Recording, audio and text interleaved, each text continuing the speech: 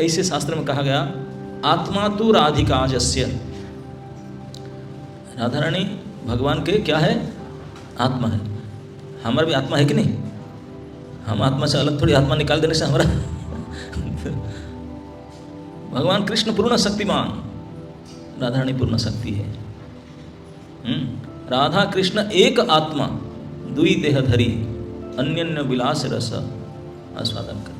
केवल रस आस्वादन करने के लिए दो होते हैं, नहीं तो एक ही होते हैं। यहाँ हमारा अल्टर में रस आस्वादन के करने के लिए ब्रज रस को आस्वादन करें और कराएं, इसके लिए दो राधा श्याम सुंदर खड़े हैं। नहीं तो वही फिर गौरांग एक बन जाते तो महाप्रभु बन जाते हैं। जो अलग होते हैं राधा श्याम सुंदर, एक होने से गौरांग महाप्रभु वही बन जाते हैं। और सचमुच इस जगत में ये राधा रानी के बारे में पता चला था किसी गौरांग महाप्रभु के वजह से, नहीं तो कोई नहीं न जानते जान सकते ना कहीं के भी लोग। और हम लोग को भी श्री चैतन्य चरितामृत से ही पता चलता है राधा के महिमा के बारे में। इसलिए कहा गया यदि गौर न हईत तबे की हईत केमन धरिताम देह, राधार महिमा प्रेम रस सीमा जगत जानते। ये सब कैसे जान सकते कोई? ये गौरांग महाप्रभु आए, उनके चरित्र में ये सब करके समझाए। तो इस चैतन्य चरितामृत में राधा रानी के बारे में आदि लीला चतुर्थ पर्याय में विशेष वर्णन है कि भगवान गौरांग महाप्रभु के अवतरण का जो अंतरंग कारण है वही है। महाभाव स्वरूपा श्री राधा ठाकुराणी सर्वगुण खानी कृष्ण कांता शिरोमणि, कृष्ण प्रेमे भावित जर चित्तेन्द्रिय काय, कृष्ण निज शक्ति राधा क्रीड़ा सहाय। बोलते महाभाव स्वरूपा श्री राधा ठाकुराणी। ये हम जो साधना करते हैं श्रद्धा से लेकर के ऊपर तक प्रेम कभी और ऊपर में स्तर है। तो भगवान के जो नीच स्वशक्ति है तीन प्रकार, राधिनी संबित और सांदिनी, उसमें से जो आनंद प्रदानकारी शक्ति राधिनी शक्ति, उसके सार है प्रेम, प्रेम के सार है भाव के सार है महाभाव, और महाभाव के मूर्तिमती विग्रह स्वरूपिणी श्री राधा ठाकुराणी। सर्वगुण खानी कृष्ण कांता शिरोमणि, सारे सद्गुण में मूर्ति है, कृष्ण कांता का शिरोमणि है। आगे कहते हैं कृष्ण प्रेम भावित जारा चित्त इंद्रिय काय। भावित शब्द यहाँ कहते हैं, भावित शब्द का अर्थ है, कभी कभी कबीराजी भाषा में शब्द यूज किया जाता है। कोई स्पेशल मेडिसिन को किसी से भावित करके देते हैं। जैसे को पानी को कर्पूर भावित करना होता है, जल में कर्पूर को पाउडर करके मिला दिया जाता है, तो प्रत्येक जल कण के अंदर कर्पूरत्व आ जाएगा, पूरे कर्पूर जैसा महकते रहेगा पानी, बोले कर्पूर भावित है। ऐसे कोई टैबलेट को दुग्ध में कि कोई और जूस में भावित किया जाता है, उसमें डाल देते हैं, पूरे उसका अणु परमाणु में इस गुण आ जाए, इसको इसे भावित किया जाए। तो इस प्रकार श्री राधा रानी बोलते हैं कि कृष्ण प्रेम से भावित है। क्या क्या उनका भावित है? चित्त, इंद्रिय और काय। उनका मन, उनके सारे चक्षु कर्ण नासा आदि इंद्रिय और उनके पूरे शरीर कृष्ण प्रेम से भावित है। कोई ऐसा अणु परमाणु तक नहीं है जहाँ कृष्ण प्रेम ना हो। इसको कहते हैं कृष्ण प्रेम भावित जरा चित्त इंद्रिय काय। कृष्ण निज शक्ति राधा क्रीड़ा, कृष्ण की निज शक्ति है और उनके आनंद के सहाय है। तो जो कोई हम लोग जितने भी प्राणी हैं जगत में, हमारा मुख्य लक्ष्य है जीवन धारण का कि हम सुखी हो जाएं, है कि नहीं?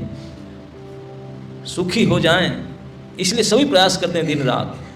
तो सुखी होने का भाव मन में इच्छा क्यों आता? और कुछ बनने की इच्छा नहीं करते, सुखी होना क्यों चाहते हैं? क्योंकि हम स्वरूपतः उन आनंदमय विग्रह के अंश हैं, वो आनंद घन है। हम उन्हीं के अंश होने के नाते हम भी आनंद प्राप्त करना चाहते हैं, स्थायी आनंद।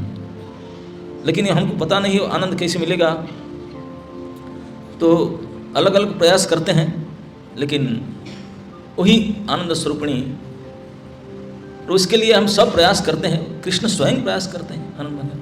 और कृष्ण को आनंद कैसे प्राप्त होता है, तो इसके लिए बताते हैं राधा रानी के बारे में कि उन्हीं से ही आनंद प्राप्त होता है। तो इसलिए राधा जी के नाम से श्लोक चैतन्य चरितामृत में, चैतन्य चरितामृत के आदि लीला के चतुर्थ परिच्छेद के 82 और 83 वैसे होते हैं श्लोक में, गोविंद नंदिनी राधा गोविंद मोहिनी गोविंद सर्वस्व सर्व कांता शिरोमणि। एक एक शब्द को ध्यान देकर समझने का प्रयास करें। वो कहते हैं गोविंद नंदिनी राधा गोविंद मोहिनी गोविंद सर्वस्व सर्वकांता शिरोमणि। कितने चुन करके कविराज गोस्वामी इस शब्द को उपयोग किए हैं राधा जी के बारे में। सबसे पहले कहते हैं कि राधा जी को है ना गोविंद नंदिनी राधा। राधा जी का पहला परिचय है वो कौन है ना, गोविंद नंदिनी। क्यों उनको गोविंद नंदिनी कहा जाता है? क्योंकि श्री गोविंद के आनंद विधायिका है। जितने प्रकार की आनंद गोविंद ले सकते हैं उनके सारे को व्यवस्था करने का योग्यता और अधिकार श्री राधा जी का है। मतलब राधा के द्वारा ही गोविंद अपने आनंद प्राप्त कर सकते हैं। जैसे हम लोग बोलते हैं प्यास लग रहा है, मज़ा नहीं आता, ठंडा मीठा बढ़िया पानी मिल जाए जिसके द्वारा हम प्राप्त कर सकें। इस जितने प्रकार की सुख आनंद कोई चाहता है वो सारे केवल उन्हीं के द्वारा प्राप्त किया जा सकता है। श्री गोविंद का आनंद विधायिनी शक्ति और कृष्ण को जितने प्रकार की रस आस्वादन करना है और जो भी उनका सुख के प्रक्रिया है, इस सभी का सहायता है श्री राधा रानी। इसलिए सर्व सुख का संपादन करने का उपाय माध्यम श्री राधा है। इसलिए गोविंद राधा जी का नाम है गोविंद नंदिनी, उनके आनंद देने वाली है। दूसरे शब्द में क्या है कि राधा केवल गोविंद नंदिनी नहीं है, गोविंद मोहिनी। गोविंद नंदिनी मतलब उनका आनंद प्रदान करने के लिए सब प्रकार की व्यवस्था करती है। केवल इतना नहीं है, और क्या है वो, गोविंद मोहिनी। गोविंद मोहिनी कहने का अर्थ है गोविंद को मोहित करने वाला। किस प्रकार मोहित करती है ना, अपने सुंदरता, अपने रूप, अपने गुण, अपने माधुर्य, विलास, व्यवहार, ये सब से कृष्ण को मोहित करने वाले। सब प्रकार से अपने हाव भाव क्रिया सभी प्रकार से कृष्ण को पूर्ण रूप में मोहित करने के कारण उनका नाम है गोविंद मोहिनी। एक तो आनंद प्रदायिनी है जिनके बिना आनंद ले नहीं सकते, और उनको मोहित भी करती है। आप सब जानते हैं कृष्ण का एक नाम है क्या, मदन मोहन। अब जगत मोहन कहना तो बेकार है, क्योंकि जगत तो मदन के कारण मोहित है। सारे जगत मदन ही मोह करके रखा है, उनको मोहित करके रखा है जगत को। और जिस मदन ने संपूर्ण जगत के सारे प्राणियों को मोहित किया है, उसको भगवान ने मोहित किए दिए, इसलिए उनका नाम मदन मोहन है। मदन भी मोहित होता है जिसके द्वारा, और श्री राधा रानी इस मदन मोहन को भी मोहित करने वाले हैं, इसलिए गोविंद मोहिनी। आए कहते हैं गोविंद सर्वस्व। अभी इतने भी नहीं है गोविंद की नंदिनी, गोविंद को आनंद प्रदायिनी, गोविंद को मोहित करने वाले। बोले ना ना ना, इतने राधा रानी का परिचय इतने से कंप्लीट नहीं हुआ। और आगे क्या ना, गोविंद सर्वस्व राधा। गोविंद सर्वस्व राधा मतलब बोलते हैं कि कृष्ण के जितने प्रकार की उनके संपत्ति हो सकता है, जिन जिन को वो अपना पास रखना चाहता है। अगर आप और हमको पूछा जाए आपको ये चाहिए, हम मना करेंगे? कितने आपको धन के बारे में चाहिए, हम ना तो कभी कहेंगे नहीं। धन छोड़ दो, बोले ये समन चाहिए, अच्छा समन, कोई भी चीज़ जो अच्छे ग्रेड का हो को मना करेगा पाने के लिए। तो इस प्रकार जितने अच्छे अच्छे द्रव्य वस्तु, जितने परिवेश, जितने स्थान, जितने और धन रूपा आदि जो सब हो, जितने प्रकार की सब सुंदर सुंदर वस्तु हो, ये बोलते हैं कि सर्वस्व सर्वविध संपत्ति, ये सबको संपत्ति कहा जाता है। जड़ चेतन चल अचल सर्वविध संपत्ति को जो हम पाना चाहते हैं, और उसको पा करके हम बोलते हैं कि मेरा सब कुछ है, सब कुछ है। तो ऐसे अगर श्री राधा जब कृष्ण के साथ रहते हैं तो कृष्ण क्या मानते हैं, एवरीथिंग आई हैव, मेरा सब कुछ है। सर्वस्व संपत्ति के जैसा श्री राधा है ना, नहीं सर्व संपत्ति की तरह। इसलिए गोविंद सर्वस्व कहते हैं। दूसरी प्रकार से जैसे किसी को जो जो आप सोचते हैं और सोच सकते हैं, आप पहले सोचे थे, वो सारे सामग्री मिल जाए आपको, कभी मिलना तो है नहीं, मन में सोच लो, सोचने में क्या कि सारे मिल गए आपको, जो आपकी इच्छा है, सारे की इच्छा के साथ सब वस्तु मिल गया, आप कितने खुश होंगे। सारे सामग्री मिल गया, ऐसे घर मिला, ऐसे मित्र मिले, ऐसे वस्तु मिला, ऐसे परिवेश मिला, ऐसे वेदर मिला, ये सब कुछ जो जो आपको पसंद है, जितने 2-4 साल से मन में विचार करके रखे थे इसे मेरा होना चाहिए, तो सारे एक साथ में मिल गया। सारे एक साथ में मिल जाने से आप किस प्रकार खुशी होंगे, सुखी होंगे। तो इसी प्रकार अगर श्री राधिका कृष्ण के पास, गोविंद के पास आ जाते हैं, कृष्ण इसी प्रकार सुखी होते हैं। ओके, इस सर्वस्व प्राप्ति हो गया उनको, सब कुछ, और कुछ भी इसके अलावा। हम लोग तो कुछ मिलता है, हाँ खैर ये होता, ये तो है मेरे पास, लेकिन ये थोड़ा हो जाता, बल्कि कोई चीज़ की कमी नहीं रहे, लेकिन हम लोग का लोभ इतना ज़्यादा है, हम किसी को 10-20 करोड़ मिल गया, अरे और 10-20 मिल जाता, और मिले तो उसका तो अंत नहीं है ना। लोभ का कोई लिमिट है क्या?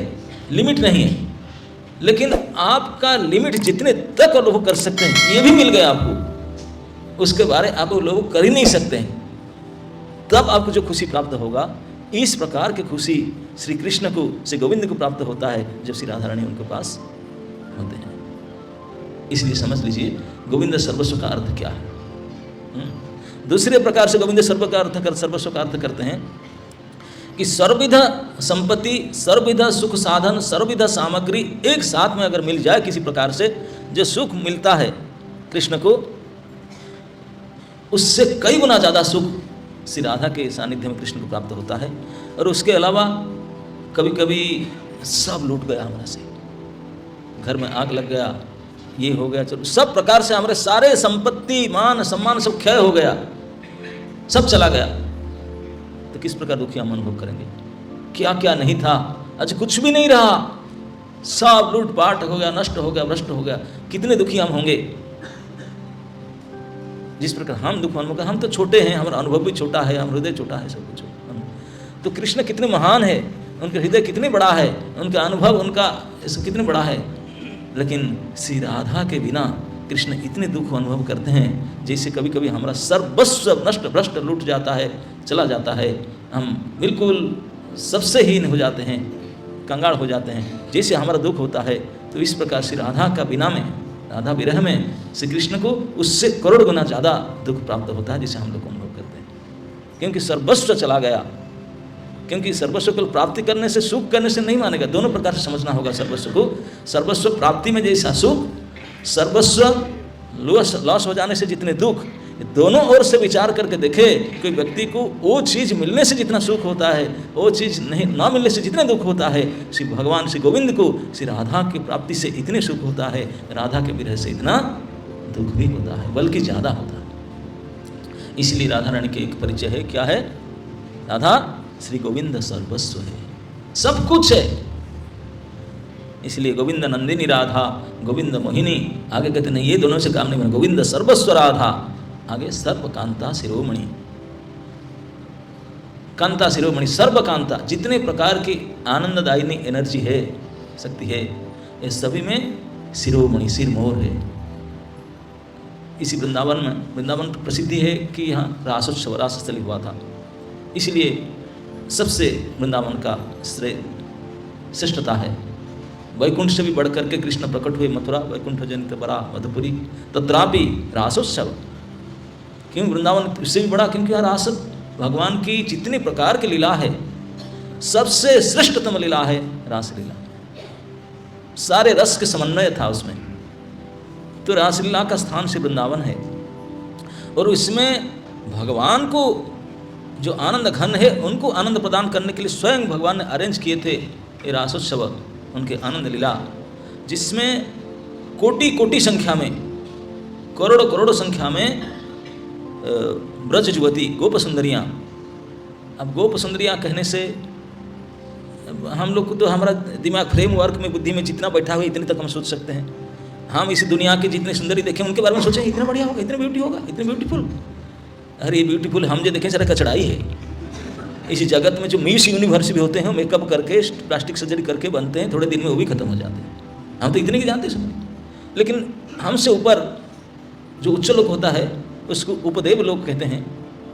देवता नहीं, देवता और हमसे बीच में एक लोक होता है, वहाँ से जैसे गंधर्वी और ये सब लोग होते हैं, उनका जो सौंदर्य वो जब देखते हैं बोलते छी बेकार है। देवता तो कीड़े की जो नाली के कीड़े के बराबर मनुष्य की सुंदरता को देखते हैं, थुप थुप देखना नहीं, ऐसे ही इतने उनको गंदा लगता है, और हम इसी से लेकर के फोटो खींच कर टांगते हैं। देवता लोग थूक फेंकेंगे, छी छी। तो ये उनकी सुंदरता। उपदेव, फिर उनके देवी, और देवी के ऊपर जनलोक, महालोक, सत्यलोक, एक से एक सुंदरता हमारा फ्रेम करके नहीं आ सकता। किसी एंगल से सुंदर हो सकते, वी डोंट नो, सोच भी नहीं सकते, चिंतन भी कर नहीं सकते, लेकिन है इतने सुंदर हो, इतने सुंदर। और उसके ऊपर में और जो चेतन लोक है, दिव्य लोक है, उसकी सुंदरता तो कहना है। उसके ऊपर में शिव लोक आदि के ऊपर में, सिद्ध लोक आदि के ऊपर में जो वैकुंठ लोक है, जहाँ उनका जो लक्ष्मी ठाकुरानी आदि, उनके सुंदरता तो हम बोल ही नहीं सकते, भाषा में वर्णन नहीं कर सकते। और वो लक्ष्मी भी कुछ नहीं है, करोड़ों लक्ष्मी भी जिनके मात नहीं कर सकते, वो है कृष्ण कांतागण। और कृष्ण कांता में सिरमौर है, तो उनके क्या बताएं। राधा ठाकुरानी सर्वकांता शिरोमणि। तो इस प्रकार से कहते हैं कि जैसे कृष्ण को हम जानते हैं कि श्री कृष्ण जो हैं रसिक शेखर है, रसराज है, सारे रस के आस्वादन करने वाले राजा है, और आनंद स्वरूप है, रस स्वरूप है, रस शेखर है। और हर प्रकार से कृष्ण स्वयं अपने आप को आस्वादन करते हैं, भक्त के द्वारा आस्वादित होते हैं, सारे जगत उनको आस्वादन करता है, उनसे आनंद लेता है, उनके रूप गुण लीला आदि से, और वो स्वयं भी आस्वादित होते हैं। इसलिए उनकी लीला के द्वारा सारे जगत को आनंद प्रदान करते हैं, स्वयं आनंदित होते हैं। तो केवल ये रसिक शेखर नहीं है, महाकृपालु नहीं है, आनंद स्वरूप नहीं है, उसके अलावा वो लीला पुरुषोत्तम है। जितने पुरुष लीला सबसे लीला पुरुषोत्तम है, अपने लीला में समस्त जगतवासियों को चकित और आनंदित करते हैं, आस्वादित करते हैं, और स्वयं अपनी लीला को आस्वादन करते हैं। इस प्रकार से कृष्ण की ये गुण है। लेकिन वही कृष्ण एक पोटेंसी के बिना, जिसको कहते हैं ह्लादिनी शक्ति, ये ह्लादिनी शक्ति के बिना, ह्लादिनी शक्ति के बिना कृष्ण के जो अपने खुद का जो ये आस्वादन करने का शक्ति, वो भी आस्वादन नहीं कर सकते हैं, ना दूसरे को आस्वादन करा सकते हैं। इसी को कहते हैं, चैतन्य चरितामृत लिखा है, ह्लादिनी कराए कृष्णे आनंद आस्वादन, कि ह्लादिनी के वजह से कृष्ण आस्वादन कर पाते हैं आनंद का।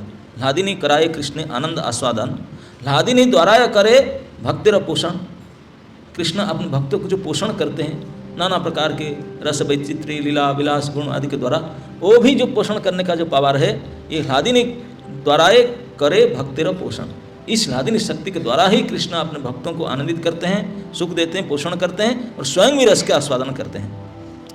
तो वो जो ह्लादिनी शक्ति है, उसके एचओडी, उनके अधिष्ठात्री देवी श्री राधिका है। मतलब इस ह्लादिनी शक्ति श्री राधा रानी के बिना श्री गोविंद श्री कृष्ण के आनंद स्वरूपत्व, रस स्वरूपत्व, रसिक शिखरत्व, लीला पुरुषोत्तमत्व, भक्त वात्सल्यत्व, असमर्थ माधुर्य रस इत्यादि के अनुभव वो हो नहीं सकता। सब कुछ उनके क्वालिटी उनके बिना हो नहीं सकता, हो नहीं सकता। इसलिए अन्योन्य उनको शक्ति, उनको शक्तिमान कहा गया। शक्ति शक्तिमान के बिना एग्जिस्ट नहीं कर सकता, कोई का आधार चाहिए। शक्तिमान माइनस शक्ति वो यूजलेस है। ठीक इस प्रकार श्री कृष्ण और श्री राधा। हम नरोत्तम दास ठाकुर बताते हैं कि वो तो सब उस लोक का है। वो बताते हैं कि अगर आप सही प्रकार से कृष्ण भजन करेंगे तो राधा को पहचान पाएंगे, राधा को भजन करने से कृष्ण को पहचान पाएंगे। ये दोनों यहाँ से जाने से वो मिलेंगे, वहाँ से जाने से वो मिलेंगे। तो वो बताते हैं कि मैं इसी उपाय बताता हूँ, सब छोड़ कर, द्वंद्व छोड़ करके ये दोनों को खुश करने का ये उपाय बताते हैं। इस भजन में बताया उन्होंने। तो इस प्रकार सर्वकांता शिरोमणि कृष्ण के जितने कांतागण थे, मैं ही बोला था रासोत्सव में, कोटि कोटि गोपी ब्रज सुंदरी, जिनके रूप के बारे में, गुण के बारे में, लीला सौष्ठव आचार व्यवहार शिक्षा के बारे में हम सोच भी नहीं सकते, चिंतन भी करने से। हमारा बात तो क्या है, ये ब्रह्मा तक भी नहीं सोच नहीं सकते हैं जिनके बारे में। ये असमर्थ सौंदर्य, रूप, गुण और नाना प्रकार की उनके जो शक्ति सब हैं उनके पास में, कोटि कोटि संख्या में गोप सुंदरियाँ एक कृष्ण थे, उनको प्रसन्न करने के लिए अपना सब कुछ यूज करते हैं।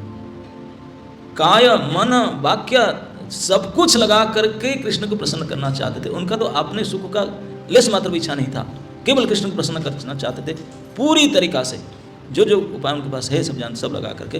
लेकिन राधा रानी जब देखे कि कृष्ण सबके साथ है, मेरे साथ में, ये तो जनरल कंपार्टमेंट है, राधा रानी को मन में भाव आया ये क्या मेरे साथ में, तो उन्हें निकल गई, किसी कुछ बोली नहीं, चुपचाप निकल गई, साइड आउट हो गई।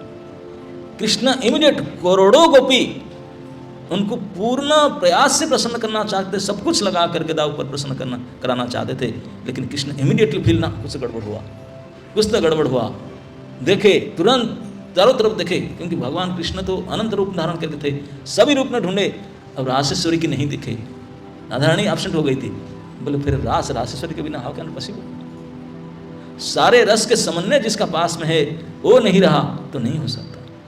इसी को कहते हैं कविराज गोस्वामी, सुखदेव गोस्वामी बोलते हैं देखो, जिन्होंने एक कोटि कोटि गोपियाँ सर्वसमर्थ शक्तिशाली जिनके पास थे, वो लोग कृष्ण को प्रसन्न नहीं कर पाए। कृष्ण दुखी होकर के यहाँ से बोले ना, काम नहीं बन गया, हट करके राधा रानी को ढूंढने के लिए निकल पड़े। यहाँ से उनका मन, वो परेशान हो गए, कहाँ चले गए, नहीं चले गए। तो इससे पता चलता है कि राधा रानी के बिना में कृष्ण किस प्रकार बेचैन हो जाते हैं, किस प्रकार की उनकी शक्ति है। तो इसलिए सर्वकांता शिरोमणि। तो इस प्रकार से श्री राधा रानी के परिचय बताते हैं। आगे कहते हैं देवी कृष्णमयी प्रोक्ता राधिका परदेवता, सर्वलक्ष्मीमयी सर्वकांति सम्मोहिनी परा। देवी कृष्णमयी प्रोक्ता, राधा रानी के बोलते हैं कि ये कृष्णमयी, ये इस प्रकार की देवी है जो कृष्णमयी है। उनको श्री कविराज गोस्वामी उसको समझाते हैं। देवी कही द्वैतमाना परम सुंदरी, किंबा कृष्ण पूजा क्रीडार बसती नगरी। बोलते हैं ये जो शास्त्र में बताया गया राधा रानी के परिचय के बारे में, कि राधा रानी कौन है, देवी, वो ऐसे देवी है जो कृष्णमयी प्रोक्ता राधिका परदेवता। तो उसको अर्थ करने के लिए कविराज गोस्वामी बताते हैं कि देवी शब्द का अभिधान में कई अर्थ बताया गया। देवी कही द्वैतमाना परम सुंदरी, सब अर्थ देवी का, द्वैतमाना दिव शब्द से द्वैतमाना और परम सुंदरी, अथवा कृष्ण पूजा क्रीडार बसती नगरी। केवल देवी शब्द का इतना अर्थ हो सकता है। सबसे पहले द्वैतमाना, द्वैतमाना मतलब देवी वो हैं, राधा रानी वो है जिनके शरीर से एफ्लुजेंट निकलता है, तेज निकलती है, इतने अद्भुत आकर्षणकारी तेज निकलता है जिस कारण से देवी कहला जाता है। जिनके देख करके सर्व कोई भी आकर्षित ना हो, इसे हो ही नहीं सकता। कई लोग तो सहन ही नहीं कर सकते हैं, जिनका पावर है उसको आस्वादन कर सकते हैं। इसलिए परम द्वैतमाना, जितने अभी तक जितने द्वितीय जितने चमक निकलता है, जिसे इलिमिनरी जो पदार्थ है वो सारे उन्हीं से आया है। ऐसे कहा जाता है कि जयदेव गोस्वामी रचना की हैं। बोलते हैं कि जब ब्रजवासियों ने देखे कि कृष्ण ने बाएं हाथ में छोटे फिंगर में गोवर्धन को उठा कर रखे, लेकिन वो बोलते हैं कि नहीं नहीं, जयदेव गोस्वामी बोले यही तो देखते हैं कृष्ण उठाए, लेकिन कृष्ण कैसे उठाए, 7 साल का लड़का बाएं हाथ में छोटे फिंगर में कैसे उठाया। बोले श्री मुख चंद्र चकोर जय जय देव हरे। बोले पावर हाउस से पावर आता है, इससे वो उठा रखा है। बोले कहाँ से, बिल्कुल प्लग इन हुआ है। क्या न श्री मुख चंद्र चकोर, श्री कौन है, यस, ओ चंद्रमा जैसे चकोर को एक लगा हुआ है, श्री मुख चंद्र चकोर। और इसको देख करके वहाँ नजर पड़ा है और गोवर्धन उठ गया। शक्ति वहाँ से आता है, वहाँ प्लग इन है। तो इस प्रकार से ये शक्तिमान है, शक्ति है। ये सभी को नहीं समझ में आया। जो रसिक हैं, जिनको भगवान ने कृपा करके रस दिए हैं, वही पहचान पाए। अभी तक भी कई बार इसकी कोई गाया है, नहीं पहचान पाएगा कि क्यों ये लाइन लिखे हैं श्री मुख चंद्र चकोर, क्योंकि ये गोवर्धन धारण जब किए थे तो इसी समय में गोवर्धन धारण करने का जो पावर जो थे, सब कुछ जो कुछ किए, ये केवल उनको देख करके वहाँ प्लग इन हुआ था और वहाँ से श्रीमुख चंद्र चकोर, उस मुख चंद्र को देखते वहीं से करंट इसी पावर से किए थे श्रीमुख चंद्र चकोर। तो बोलते हैं इतने तेज था देवी, परम द्योतमाना और परम सुंदरी। देवी शब्द का अर्थ परम सुंदरी। आपने सुंदरता के कारण, केवल तेज से नहीं, अपने सुंदरता के कारण जो सारे जगत को मोहित करता है कामदेव, और कामदेव को जो मोहित करने वाले जो कृष्ण, उस कृष्ण को भी अपने कंट्रोल में ले आते हैं, वो ही अपने परमा सुंदरी। बोलते हैं एक तो देवी के अर्थ, देवी का दूसरा अर्थ भी अगर करो किंबा अथवा कृष्ण पूजार क्रीडार बसती नगरी, ये भी देवी शब्द का अर्थ होता है। देवी शब्द के कई अर्थ से ये भी है, पूजा क्रीड़ा बसती नगरी, ये देवी शब्द का अर्थ है। मतलब पूजा, पूजा शब्द का अर्थ होता है सम्मान। उनको मैंने पूजा किया, पूजा किया का मतलब उनको सम्मान किया, भली प्रकार से सम्मान किया। कैसे सम्मान? कुछ उपचार लेकर के सम्मान किया। ये जो हम आरती करते हैं, दीप दिखाते हैं, अगरबत्ती दिखाते हैं, पानी और मुखपोषणी, आचमनी, चामर, ये सब जो पुष्प सब दिखाते हैं, ये केवल उनको भली प्रकार से सम्मान करने के लिए। कोई पंचोपचार में, दसोपचार में, षोडशोपचार में, अनेक उपचार में केवल उनको प्रसन्न करना। पूजा का लक्ष्य क्या है? To make him satisfied, make him happy, है कि नहीं? उनको भली प्रकार सम्मान करने के लिए ये सब चामर, आलट, दीप, आरती, बंदापना ये सब करते हैं। और कोई पूजा शब्द का कोई अर्थ ही नहीं उसका अलावा। जिनको पूजा करते हैं उनको सम्मान करना, उनको सुख पहुंचाने के अलावा पूजा का कोई मतलब होता है क्या? नहीं। तो आप और हम अगर किसी को सम्मान, सबसे ज़्यादा सम्मान करेंगे, उनको खुश कराना चाहते हैं, तो व्यक्त करते हैं हमारे सम्मान को हृदय से, कुछ उपचार के द्वारा, बाहरी तौर से पूजा करके वही व्यक्त कराते हैं। मेरे पूज्य है, मेरे लिए वंदनीय है, मैं उनको हाथ जोड़ा, फूल उनके चरण में अर्पण किया, उनको बत्ती से आरती कराया, 3-5 जो भी है तो फॉर्मेलिटी, लेकिन यही है। और आलट चामर, नाना प्रकार से, नाना उपाय से उनको मैंने भली प्रकार से सम्मानित किया, उनको मैंने सुखी किया, और ये देखा है कि मैं आपके हूँ, आप मेरे वंदनीय है, पूजनीय है, सम्मानीय है। इसको कहते हैं पूजा। तो ये पूजा कैसे ना? कृष्ण पूजा।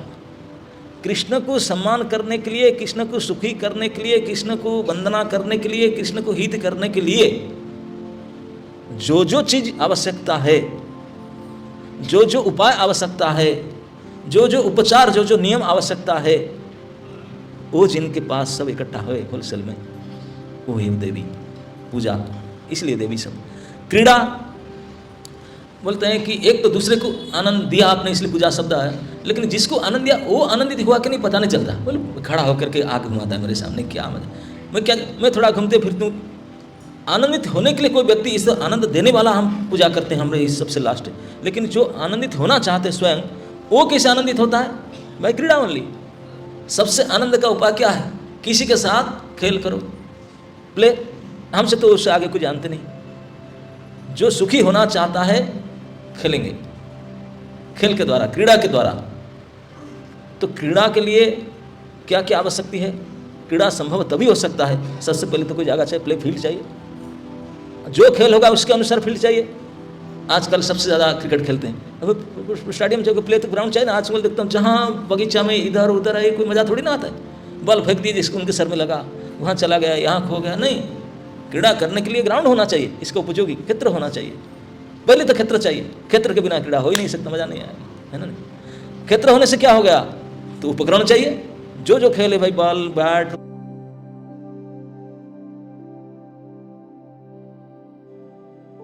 और जो जो खेल के जो सामग्री चाहिए, ये सामग्री होना चाहिए। वो नहीं होने से खेल कैसे करेंगे? सामग्री है, फील्ड है, क्षेत्र है, लेकिन खेलने वाला दूसरा, और क्या बोलते हैं उसको, मेट, जो जिसके साथ खेलेंगे, जिसको लेकर खेलेंगे। ये व्यक्ति अकेले थोड़ी खेल सकते हैं, नहीं यार। 2 है, 10-11 होने से खेल होता है ना। नहीं, जिनके जितना मिनिमम व्यक्ति आवश्यकता है, ये सब होना चाहिए, तो खेल हो नहीं सकता। तो इतने होना चाहिए, खेल जमता है। जो जो खेल है उसका खेल का पर्टिकुलर क्वांटिटी आवश्यकता है। इतने लोग होने से ये खेल जम करके होगा। तो इतने लोग भी आवश्यकता है, क्षेत्र आवश्यकता है, खेल की सामग्री आवश्यकता है, और खेल प्ले मेट्स, जो खेलने वाले लोग। लेकिन सारे हैं, लेकिन बारिश हो रहा है, लो सारे कचरा होगा। वो वेदर भी आवश्यकता है लेकिन ये भी हुआ बारिश, फिर कुछ नहीं, लेकिन कोई देखने वाला ही नहीं, कोई ताली बजाने, तब भी खेले मजा नहीं आएगा। वो भी जरूरत है, स्टेडियम जरूरत है, और स्पेक्टर देखने वाला दर्शक भी जरूरत है। केवल दर्शक नहीं, इसी बड़े मुझे जाकर नहीं तालियां बजाओ कि हाँ हाँ चौका मारे को उत्साहित करने वाले उत्साहित आनंद को, ये भी सब तब जाकर के क्रीड़ा का वास्तविक आसन है। कितने सारे चीज़ की आवश्यकता है, वो तेरे सारे चीज़ सारे सरंजाम खेलकूद का जो एक जगह में अवेलेबल हो जाए, वो है देवी के अर्थ में श्री राधा। कृष्ण पूजा क्रीड़ा, आगे बोलते हैं बसती, और आगे कहेंगे नगरी, बसती नगरी। बसती वासस्थान, हम कुछ भी खेले घूमे लेकिन रहने के लिए जगह ही नहीं। बताओ, वृंदावन आया, रूम नहीं मिल रहा, हम तो आएंगे नहीं, पहले पता नहीं कन्फर्म के बिना तो आएंगे नहीं, आज तो यही है। लेकिन क्या करे, फोन स्मार्टफोन नहीं था, आ ही गए, और आ करके घूमते फिरते मिलता नहीं, कोई वासस्थान नहीं है। अब सुखी हो सकते हैं भैया, ये प्रसन्न भैया, कोई प्लेस तो हो, कहाँ मैं आसन रखूँ, कहाँ बैठूँ। बाकी कोई इस प्रकार से खेल कूद में ये बढ़िया अरेंजमेंट, अरे कहीं रहो कहाँ, वासस्थान कहाँ है, इसी जगह मुझे चाहिए। वासस्थान में भी अनेक प्रकार के बसती होता है। आजकल तो हम 10 बाई 12 में काम चलाते हैं, बीचे में टंग जाते हैं, कुछ करते हैं, लेकिन वासस्थान होना चाहिए कम से कम, जहाँ जमीन हो, आसमान हो, चारों तरफ परिवेश हो, ऐसे वातावरण हो, है ना नहीं, सुंदर परिवेश वातावरण सब जलवायु, इस प्रकार से देख करके बसती। तो कोई आप और हम, कोई भी व्यक्ति को जो सबसे most realisable, most suitable, most befitting जो एनवायरनमेंट, जो क्वार्टर, रेसिडेंस, जितने बड़ा, जितने सुख, ये सब प्रकार के जो इस प्रकार वासस्थान मिले, तो वासस्थान से ही प्रश्न होता है। तो ये जो वासस्थान बसती, जो बसती से हम सुखी होते हैं, ये बसती ही श्री राधा कृष्ण के लिए। बोले आगे शब्द बोले नगरी, देवी के शब्द बोले नगरी क्यों बोलते हैं, कभी कभी बसती तो हम बढ़िया वातावरण हो, बिल्कुल इको फ्रेंड नेचर हो, तो गांव में रहते हैं, नदी भी है, पहाड़ है, जंगल है, पर्वत है, बिल्कुल नेचुरल सब कुछ है, लेकिन वाईफाई नहीं है नहीं है। मुझे मार्केट से ये चीज़ खरीदना था, वो नहीं मिलता, बसती गांव में तो उसको नहीं मिलता ना। ये लोग चाहिए, मुझे गाड़ी चला के जाना था, रास्ता भी खराब है, कई प्रकार की चीज़, बसती में कई चीज़ की कमी रहता है विलेज में, जो सिटी में मिलता है। तो बोलते हैं कि अरे ये नहीं है, ये नहीं, ये चीज़ में खरीदा, जाकर फटाक से बाजार, को मॉल नहीं है, मार्केट नहीं है, ये सब नहीं है, स्मार्टफोन भी नहीं है, कई प्रकार चीज़ नहीं, तो इसलिए तो क्यों ना, बसती भी हो प्लस सिटी भी हो, विलेज भी हो प्लस बसती प्लस नगरी। तो ये राधा रानी नगरी के मतलब जहाँ बहु लोगों के आत जात हो, बहु सामग्री के वाणिज्य कारोबार होता हो, और कोई ऐसी चीज़ नहीं कि अरे वहाँ जा रहे, वहाँ तो मिल ही जाएगा, वहाँ तो आँख बंद करें वहाँ तो मिल ही जाएगा।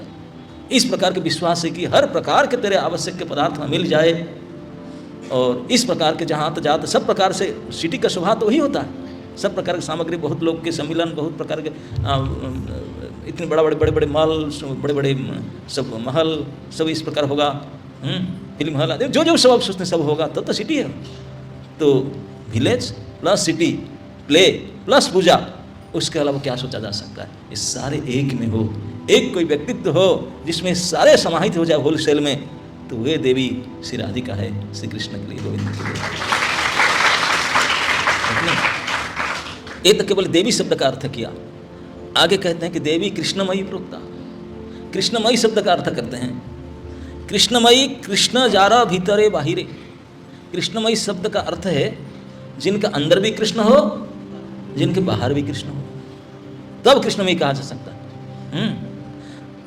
कृष्ण, कृष्ण जारा भीतर, कृष्णमयी कृष्ण जारा भीतरे बाहिरे, जहाँ जहाँ नेत्र पड़े तहाँ कृष्ण स्फिरे। श्री राधिका इस प्रकार के व्यक्तित्व हैं, आंख खोलते ही कृष्ण ही देखेंगे, जहाँ जहाँ नेत्र पड़े, स्थावर जंगम देखे ना देखे तारा मूर्ति, सर्वत्र हईवे तार इष्टदेव स्फूर्ति। उनके इष्ट श्री कृष्ण है, उनके आंख से और किसी को देख ही नहीं सकती, देखा ही नहीं जा सकता, ये उनका नियम है। आंख खोले तो केवल श्याम रूपम, केवल श्याम सुंदर को दर्शन करेंगे। तो और कोई चीज सामने आ गया, वो श्याम सुंदर ही देखेंगे उनको ना, उनके सामने कुछ भी रख दो वो उसको नहीं देखेगा, चाहे मैटर हो चाहे स्पिरिट हो, तो श्याम सुंदर को ही देखेगी। इसीलिए बोलते जहाँ जहाँ नेत्र पड़े तहाँ कृष्ण स्फुरे, कृष्ण की स्फूर्ति होता है, कृष्ण स्फुरण होते हैं। और जब आंख खोलने से कृष्ण दिखते हैं, अगर आंख बंद कर देती है तो अंदर से कृष्ण दिखते हैं, अंदर में ही वही, बाहर में भी वही है ना नहीं। और केवल आंख की बात नहीं, चक्षु, कर्ण, नासिका, जिह्वा आदि जो ज्ञान प्राप्त करने का, नॉलेज एक्वायरिंग सेंसेस हमारे पास 5 है, जिसके द्वारा कुछ ज्ञान प्राप्त करते हैं। इसी 5 ज्ञान प्राप्ति के इंद्रिय के माध्यम से केवल कृष्ण के ही ज्ञान को प्राप्त करता है। नाक से कृष्ण के गंध, आँख से कृष्ण के रूप, कान से कृष्ण के शब्द, वेणु ध्वनि आदि, उनके कथा ध्वनि आदि, जिह्वा से उनके प्रसाद के स्वाद, और स्पर्शेंद्रिय से उन्हीं के स्पर्श सुख। इसलिए 5 जो साधन है हमारे पास तो ज़्यादा तो है ही नहीं, 5 ही में से नहीं हमारे पास में कोई चीज़ को जानने के लिए। उनके पास और ज़्यादा था, हम तो समझ नहीं पाएंगे ज़्यादा क्या क्या है। हमारे पास 5 एंगल से देखेंगे। इस 5 जानकारी करने के लिए जो मशीन है, 5 से केवल श्री श्याम सुंदर के ही वस्तु को जो आस्वादन कर पाती है, चक्षु, कर्ण, नासिका, स्पर्श आदि के द्वारा, इंद्रिय द्वारा, अंदर से और बाहर से, तो वो श्री राधा रानी है। बोलते हैं कृष्णमयी शब्द का ये एक और भी अनेक अर्थ है। एक अर्थ है जैसे अभी बारिश हो गया, पूरा जमुना जी बाढ़ आ गई, अरे जलमय है, वृंदावन जलमय हो गया, जहाँ देखो लोई बाजार में पानी आ गया, पानी पानी पानी। जलमय कहने का अर्थ क्या है? जल ही जल है, जल के अलावा और कुछ है ही नहीं, तब तो जलमय कहे ना। ये तो मैं गया था राज्यात्रा, ओह लोकमय है। लोकमय शब्द का अर्थ है लोग ही लोग हैं, लोग और कुछ नहीं, इतने भर गए। तो इस अर्थ में कृष्णमय कहने का क्या होगा?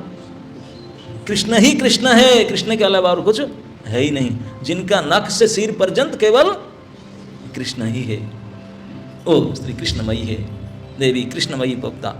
किंबा प्रेम रसमय कृष्ण स्वरूप, तारा शक्ति तारा सह है एक रूप। कृष्ण को कृष्ण प्रेम सदी से प्रभुपाद कहते हैं कृष्णमयी के 2 भावार्थ।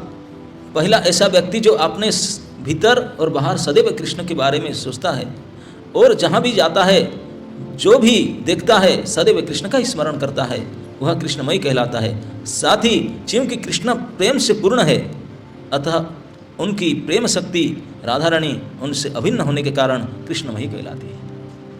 कृष्ण प्रेम से लवाल मिला, कृष्ण प्रिय भावित जार चित्त इंद्रिय काय। क्या क्या शब्द से समझाते हैं, हम तो सोच भी नहीं सकते। भावित है, भावित मतलब अत्यंत सूक्ष्म अणु पर्यंत जिसमें मिला हुआ है। किससे मिला हुआ है? ना कृष्ण प्रेम से मिला हुआ है। क्या क्या चीज़ मिला हुआ है? ना उनका शरीर, काया, उनका इंद्रियां, सारे इंद्रियां, और चित्त मतलब अंतःकरण। ये तीनों वस्तु जिनका, और बाकी क्या रह गया? चित्त इंद्रिय काया कृष्ण प्रेम से भावित है। कृष्ण प्रेम में भावित जा रहा चित्त इंद्रिय काया, इसके कहते हैं कि कृष्णमयी है। इस प्रकार से श्री राधा रानी है। और वही मुझे सिर्फ पता है कि सर्वस्व है, सर्वकांता शिरोमणि है, गोविंद के गोविंद मोहिनी है, गोविंद नंदिनी है। इस प्रकार के अब क्या क्या कहा जा सकता है, आप इतने तो समझ ली, इतने से ज़्यादा हम सोच भी नहीं सकते हैं। वो कृष्ण की श्री राधा रानी है और उन्हीं के शुभ आविर्भाव तिथि काल है। तो अब काल के दिन आप कैसे बिताएंगे, आप लोग प्लान कीजिए। जय श्री राधे।